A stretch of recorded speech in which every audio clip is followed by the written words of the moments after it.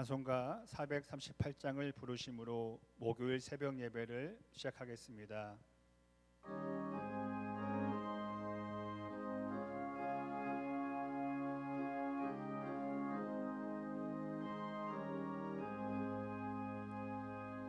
내 영혼이 은총 입어 중한 죄짐 벗고 보니 슬픔 많은 이 세상도 천국으로 와도다. 할렐루야 찬양하세. 내 모든 죄 사함 받고 주 예수와 동행하니 그 어디나 하늘나라 주의 얼굴 뵙기 전에 멀리 뵈던 하늘나라 내 맘속에 이루어지니 날로 가깝도다. 할렐루야 찬양하세.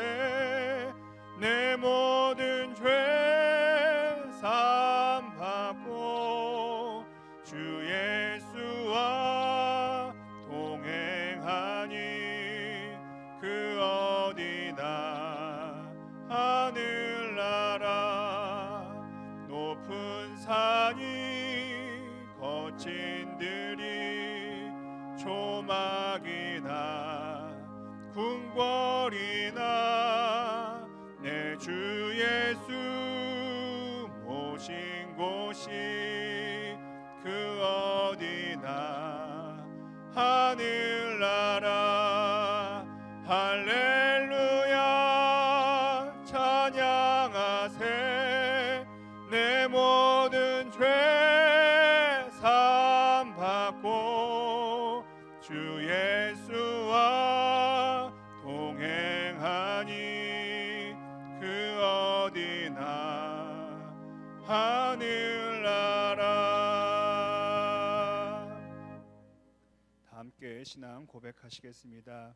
전능하사 천지를 만드신 하나님 아버지를 내가 믿사오며 그 외아들 우리 주 예수 그리스도를 믿사오니 이는 성령으로 잉태하사 동정녀 마리아에게 나시고 본디오 빌라도에게 고난을 받으사 십자가에 못 박혀 죽으시고 장사한 지 사흘 만에 죽은 자 가운데서 다시 살아나시며 하늘에 오르사 전능하신 하나님 우편에 앉아 계시다가 저리로서 산자와 죽은 자를 심판하러 오시리라.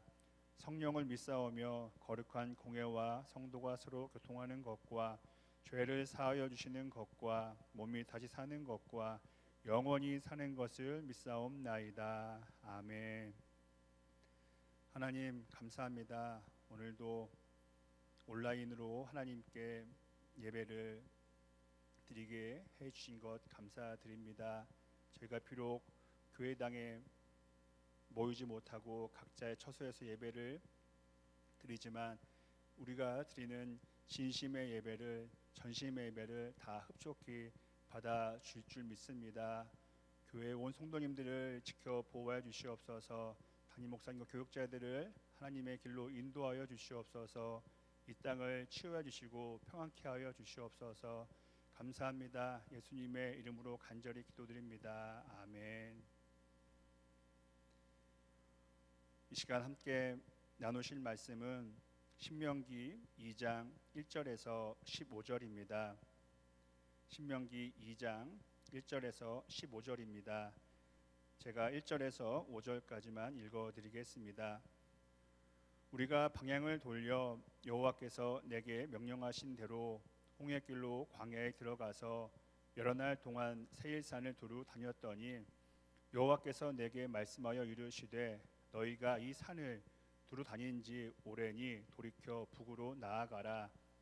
너는 또 백성에게 명령하여 이르기를 너희는 세일에 거주하는 너희 동족 에서의 자손이 사는 지역으로 지날진대 그들이 너희를 두려워하리니 너희는 스스로 깊이 삼가고 그들과 다투지 말라. 그들의 땅은 한 발자국도 너희에게 주지 아니하리니 이는 내가 세일산을 에서에게 기업으로 주었음이라. 아멘. 헨젤과 그리텔, 백설공주, 저희가 아주 잘 아는 이야기입니다. 이 동화는 야콥 그림과 빌헤름 그림이라는 두 형제가 만든 그림 동화집에 있는 이야기입니다. 이 동화집에는 참 좋은 이야기들이 많이 있는데요. 그 중에 저는 오늘 어부와 그의 아내라는 짧은 이야기를 잠깐 전해드리고자 합니다. 어부는 바닷가에 가서 어떤 물고기에게 큰 은혜를 베풀어 줍니다. 그래서 그 물고기는 어부에게 보답을 하게 됩니다. 사실 어부는 무엇이 필요하지 않아서 원하지 않았지만은 그의 아내가 요청해서 어부가 대신 그 물고기에게 부탁을 했고 그 물고기는 그 뜻을 다 들어 주었습니다. 어부 부부는 누추한 집에 살았습니다. 그래서 먼저 아내는 좀 좋은 집으로 바꿔달라고 요청을 했고 물고기는 그렇게 해 주었습니다. 그리고 또 그 아내는 더 바라는 것이 있어서 더 넓은 곳에 살고 싶었습니다. 그래서 성에 살고 싶다고 이야기했고 또 그렇게 되었습니다. 그런데 이 여인의 마음은 다 채워지지 않았습니다. 그래서 남편을 시켜 아내는 왕이 되고 싶다고 이야기했고 물고기는 그렇게 해 주었습니다. 참 왕이면 다 될 것 같았는데요. 아내는 더 욕심을 냈습니다. 왕보다 더 위에 있는 황제가 되고 싶었습니다. 자, 이쯤이면은 무엇이 더 필요했을까요? 하지만 아내의 마음은 그 욕심은 채워지질 못했습니다. 황제들이 절하는 자가 있었는데 바로 그는 교황이었습니다. 아내는 마침내 교황의 자리까지 이루고 싶었고 그렇게 되었습니다. 그런데요, 이 이야기는 여기서 끝나지 않습니다. 아내는 더 높은 자리에 앉고 싶었습니다. 그것은 바로 하나님의 자리였습니다. 하나님이 되고 싶었습니다. 어떻게 됐을까요? 하나님은 되지 못하고 처음에 있었던 그 누추한 집으로 두 부부는 돌아가게 되었습니다. 이 동화가 알려주는 것은 우리가 쉽게 이해할 수 있는 부분입니다. 지나친 욕심을 내지 말라는 것이죠. 오늘 본문의 내용 가운데 우리는 많은 교훈을 얻을 수가 있습니다. 그 중에 하나는 역시 욕심이 아닌 감사입니다. 하나님께서는 이스라엘 백성들에게 가나안 땅을 주시려고 했습니다. 그리고 더 정확히 말씀드린다면은 가나안 땅만을 주시려고 하셨습니다. 그래서 오늘 본문을 전체를 읽어보면 하나님께서는 이스라엘 백성들에게 주변에 있는 다른 지역들을 가지려고 해서는 안 된다고 말씀해 주셨습니다. 가나안 땅으로 만족하고 감사하고 더 많은 땅을 요구하지 말라는 것이었습니다. 관심도 갖지 말고 그래서 욕심도 갖지 말라는 것이었죠. 지금 지도를 한번 펴보시면 어떨까요?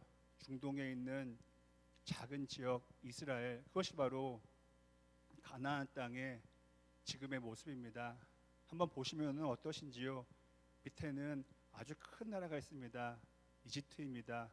또 위로는 역시 큰 나라가 있습니다. 터키입니다. 하지만 이스라엘은 정말 자그마합니다. 그런데요, 작다고 해서 하나님의 계획이 이루어지지 않았나요? 결코 그렇지 않습니다. 우리를 향한 하나님의 원대한 계획, 구원은 완벽하게 성취되었습니다. 예수님께서는 이스라엘 땅으로 오셨습니다. 그리고 그곳에서 우리의 죄를 위해서 십자가에서 죽으심으로 구원의 길을 열어 주셨습니다. 이제 우리는 그것을 믿으면 구원받게 되는 것이죠. 작은 나라 이스라엘이었지만 하나님의 원대한 계획은 완벽하게 성취되었습니다. 오늘 말씀의 요점은 이것입니다. 한 번 더 말씀드린다면은 지나친 욕심을 갖지 말고 감사하고 만족하며 살아야 한다는 것입니다. 그런데 이렇게 설교를 하는 저부터가 그 마음을 늘 품기가 너무도 어렵습니다. 제 마음 가운데에는 끊임없는 이러한 마음이 생깁니다. 더 많이 얻고 싶습니다. 더 넓은 곳에서 지내고 싶습니다. 더 높은 위치에 올라가고 싶은 마음이 있습니다. 끊임없이 생겨납니다. 이런 마음은 인간의 본성이라고도 할 수 있습니다. 죄라고까지 말하기는 참 어려울 것입니다. 그런데 여기서 그만 있으면 되는데 그러한 마음들이, 그러한 탐욕들이 하나님을 못 보게 한다는 것입니다. 많은 것, 넓은 것, 높은 것만 바라보다가 하나님을 놓친다는 것이죠. 그리고 마지막에는 하나님의 자리에까지 오르고 싶은 잘못된 마음을 품게 된다는 것입니다. 어부의 아내처럼 말입니다. 어떻게 해야 할까요? 우리의 의지로, 우리의 인격으로 이겨낼 수 있을까요? 아닙니다. 기독교 신앙으로, 성령의 도우심으로 그러한 마음들을 이겨내야 합니다. 통제해야 합니다. 끝으로 질문을 하나 드리겠습니다. 하나님께서는 복을 내려주시죠. 그런데요, 이 복이 탐욕 위에 내려주실까요? 아니면은 감사 위에 내려주실까요?